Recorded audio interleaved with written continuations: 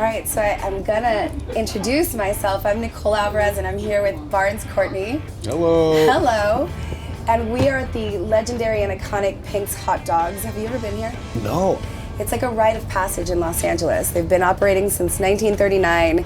If you want a hot dog, this is where you come. Any time of day you come, there's a line around the block. I'm still trying to figure out how to get VIP access, but because you're here today, I've got the VIP access. Is that just because of me? As a matter of fact, I've got the keys to all the fancy dogs. But as a matter of fact, they went ahead and made you your own custom Barnes Courtney hot dog. No. Yeah. I am so excited about Please, the custom. may I?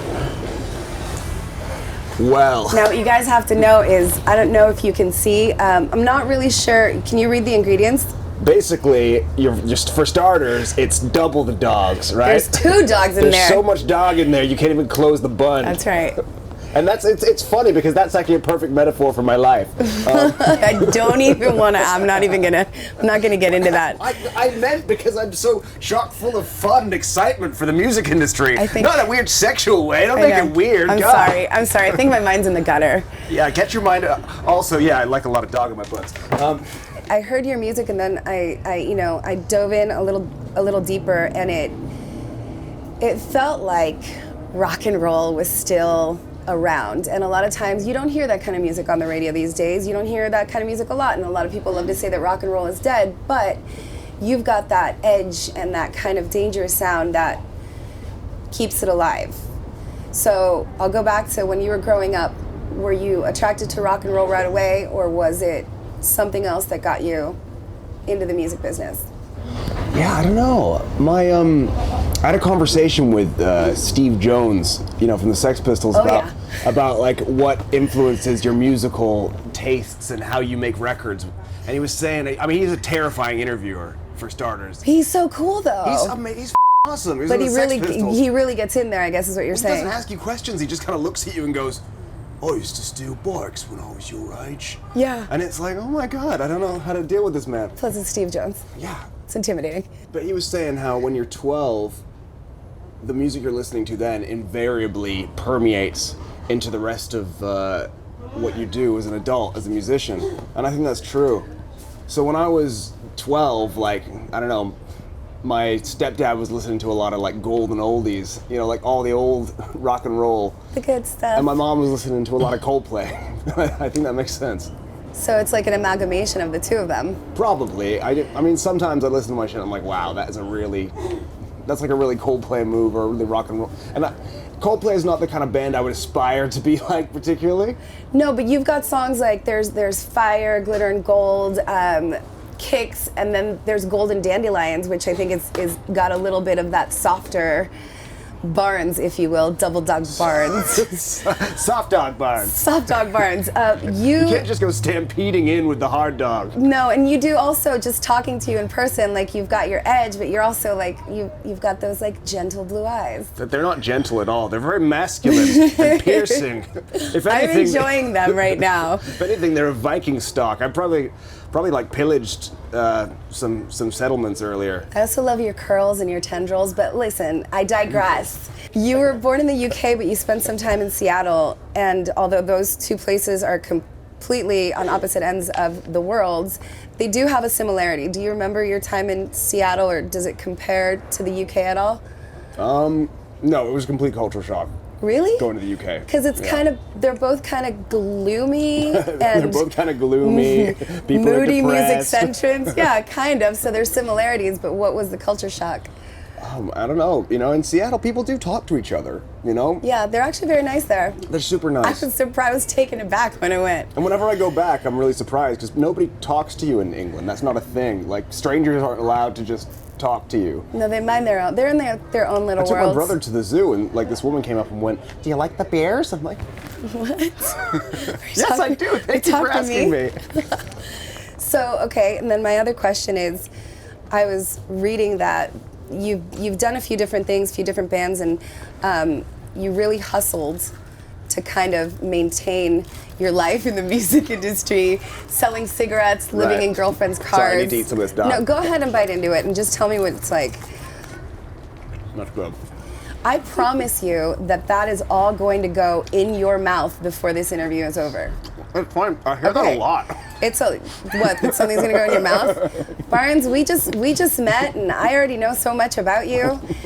When you were selling cigarettes and living in your girlfriend's car, do you consider that paying your dues? I guess so. I don't know. I mean, I've kind of been paying dues my whole life. I've kind of started to enjoy paying dues. Do you think you're still paying dues right now? Because I really feel like you're in a good place. I feel like I'm in a good place. I mean, look around.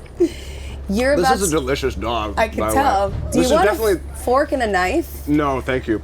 Do you want a bucket or a shovel? The proper way to eat a hot dog is sort of mostly with your face. I'm gonna sit here and I'm gonna watch you take another bite. You're gonna, man down. You're about to lose a piece of bacon. It's fine. It's all part of the experience. So listen, you're about to go on tour, and I feel like touring is really harsh. People don't realize it's not just going to different beautiful cities and countries. You have to kind of train for it, which is why we're here. He's training like an elite athlete. This is sustenance. We're getting him ready for the road. Do you get scared before you go on the road? Is it exciting? Do you have ants in your pants? Yeah? What is it about the road that's so appealing? I mean, you seem like a road kind of guy. There are artists that seem like they're more at home in the studio. There's some that seem like they're more at home on the road. You seem like it's so dull. Set me loose on the world. I can't stand it. Really? My guitarist, he's from Tel Aviv in Israel. He calls me the master distractor because I can't focus. I'm always got a million ideas, and I mean, who wants to sit in a dark basement? Some do. Some actually do, but you just seem like a wild child. I'm not a basement dweller. No, and you also seem like a wild child, which is why I was attracted to your music, because it's music stallion. I need to gallop, You can't contain me. You're wild stallion. That's why they give you two dogs instead of one. That's why they give you the double dog. That's correct. Because they know that I'm an adventurer. So listen, you have a show tonight. Is this how you prepare for every show? Is it something like this, like just indulgence? I usually sort of cram some kind of substance into my face, yeah. You seem like you're very grounded, and you seem like this whole world hasn't really gotten to you. I'm the most grounded of anybody. You seem like you're the most grounded and the most humble. Grounded, and you have a really good sense of humor. Is it important to have a sense of humor doing what you do, or do you have to be moody and melancholy all the time? I don't know what you're talking about. I'm actually super cool and moody and melancholy. What are you like in a bad mood? I don't know. Do you just shut the world out and not show up? I kicked somebody in the sternum yesterday. Did you really? Yeah. Huh. Yeah. I Why? was like, do I stay? What did they do to you? I didn't really. Okay. It's just a fun story. No, that's I do know a guy who did that. Really? Yeah. What's your stage presence like? Do you get so wild and crazy that maybe you forget that you're on stage, and do you break guitars? Do you throw things at the audience, or are you a more kind of intimate, bring everybody into your circle kind of performer? For the artists that aren't about the connection to the audience, it's about connection to something, to the nebulous part of yourself that floats about, to emotions. It's a very cathartic experience. You can take all the negative emotions you have and transmute them into something and give them to the audience as something positive. But I don't know, I just like having fun and connecting with people. And there's an incredible, intangible, almost, feeling when you're up there of being connected to your fellow person.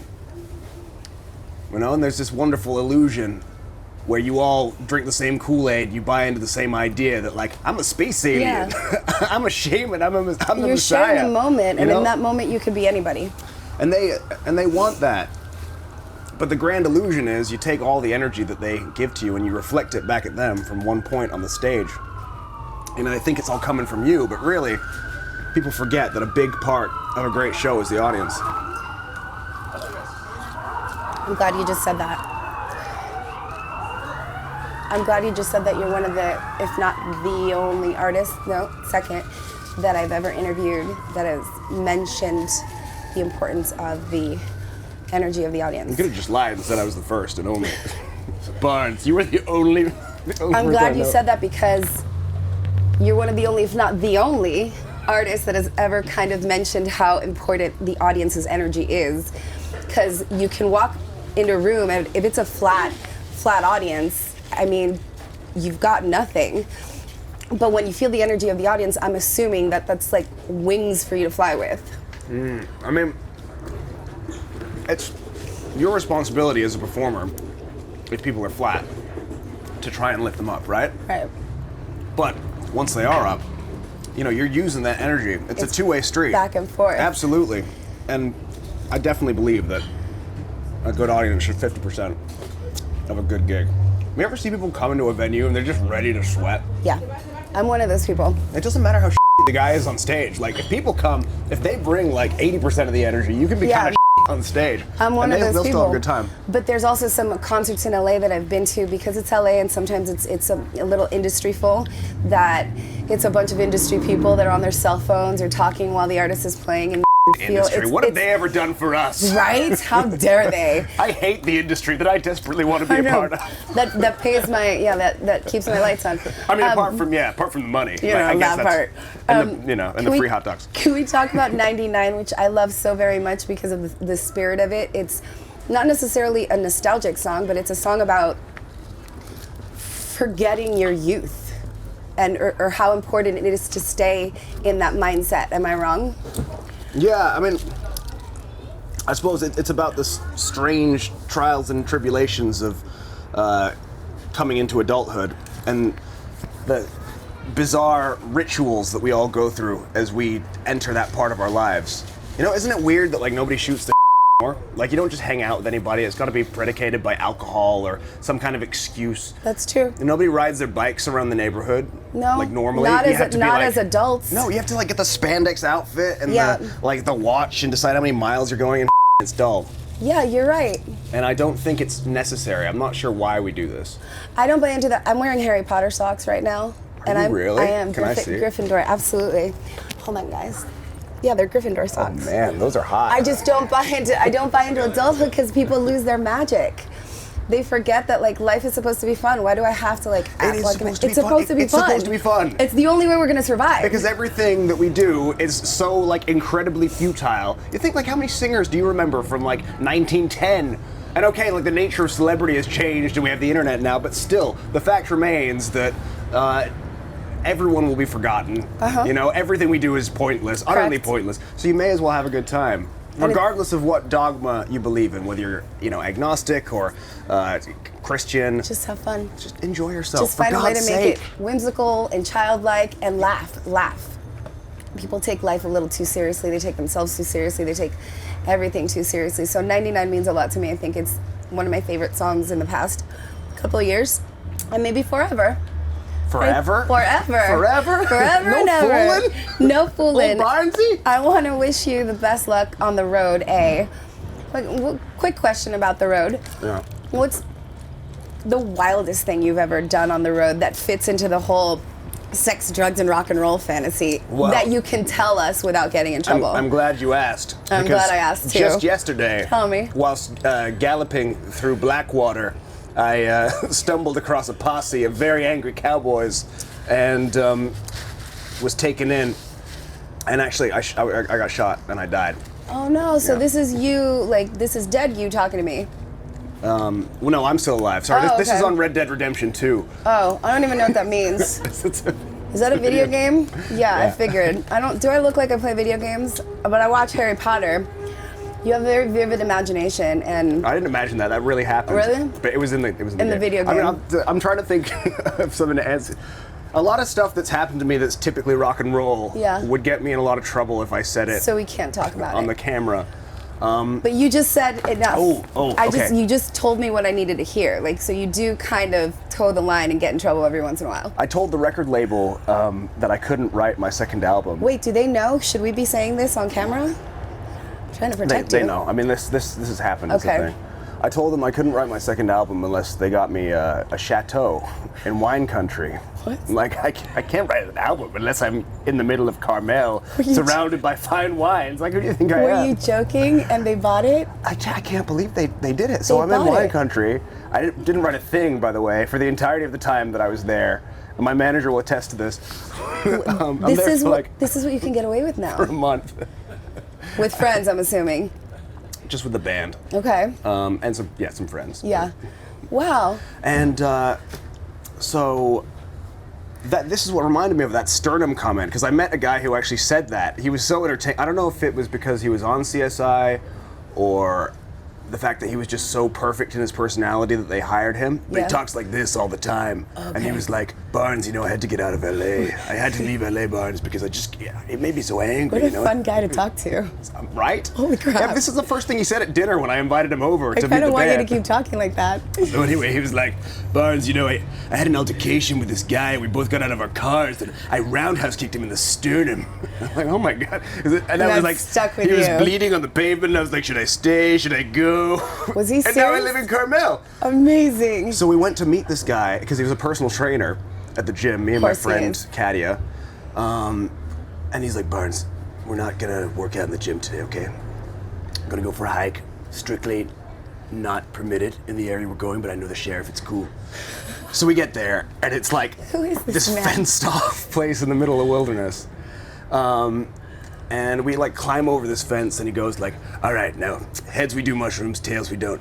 Tails. All right, let's do mushrooms. Yes! I was hoping for heads. So we all take like Not that I do. fistful of mushrooms, and we start going up this mountain. He's like, by the way, I've never done this hike without getting a few ticks, so be on the lookout for ticks. Ticks? Everything's like warping. I'm like, Wait, have the mushrooms kicked in when he told you about the ticks? yeah, it's like the Wow, worst time timing, to discover. dude. Great timing, guy with great voice. And we get halfway up the mountain, and like the path is crumbled away into this ravine at like the bottom. And he like launches himself across because he's all huge and muscular, and I'm like trying to use my frail musician arms to like clamber across this thing. Like, who do you think I am? And we got to the other side, and my friend was just covered in ticks, Seriously? just like black dots Was your everywhere. friend on mushrooms? And she's on mushrooms. She was not happy, was So this she? guy's playing it cool. He's like, it's cool. I see this all the time. He's picking them off. It's fine. Get in the car. We get in the car, and he's like, oh my God, there's one on my arm. There's one on my leg. I've never actually seen this many ticks before. We gotta get the out of here. We gotta get back to my place. And he had a meltdown when he was your leader? He was your guide? In the car, and he starts like his pedal to the metal, starts screaming like around the You corner. can't make this stuff up.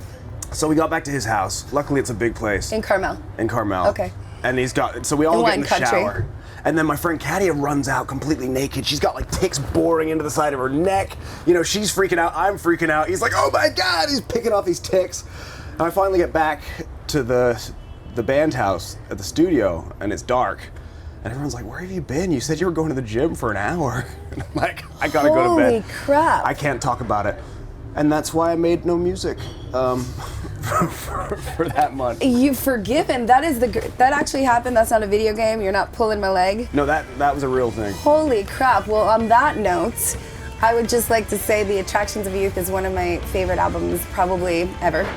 Thank you. That's It's the kind of music, it's like I said, it's a music for a wild child, and it just sounds like dangerous and edgy, and it's got bite, and it smells like whiskey. Smells like double hot Smells dogs. like double hot dogs And an in the unclosed middle of the bun. day on a Tuesday. Unclosable bun. But thank you so much, That's the Friends name of the new Courtney. album. Which unclosable buns? I like it. Just remember where you came up with that. So we're at Pink's Hot Dogs. This is Barnes Courtney. I am Nicole Alvarez for KROQ. This has been quite something. Yeah, that was. I'm not proud of that. You good? You want another one? Yeah, kinda. Okay, bye.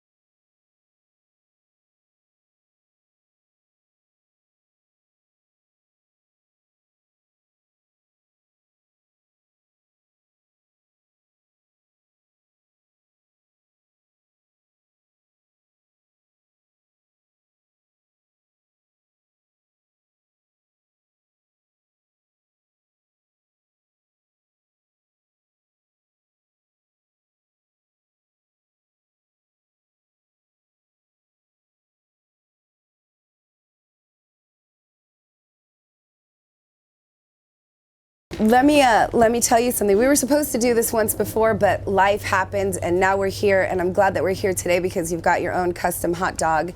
I want to tell you about the first time that I heard your music. It was fire, and at the time, I was obsessed with Sons of Anarchy. And the second that I heard that song, I was like, this song belongs on that show because it pairs well with like motorcycles and whiskey. There's like a certain danger to your sounds. I'm a very dangerous man. I could tell. I'm often my You're daily Double life Dog. Is I'm Double Dog Barnes. But Double Dog Barnes is going to be your new nickname, by the way. But I